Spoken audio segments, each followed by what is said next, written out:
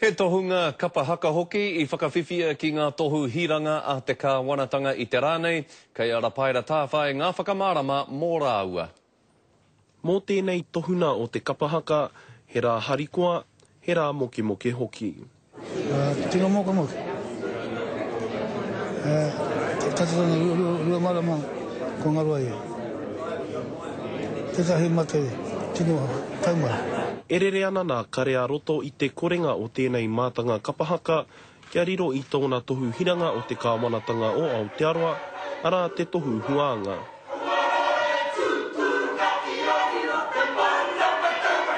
Aha koa riro ki te pō, he taonga tēnei e whakatairanga nei I nā heke ngā werawera, I nā whakapau nā toto o tēnei tipua o mahaki ki te ao kapahaka.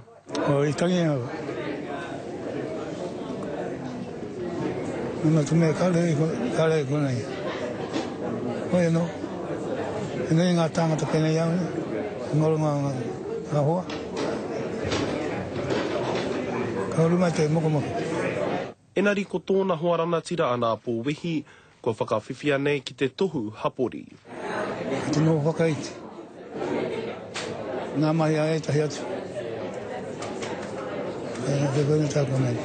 He rono nui te tokorua nei moa rāua whakapau kaha, kia eke tō rāua kapa a te waka huia ki nā taumata ike I roto I te ao kapahaka.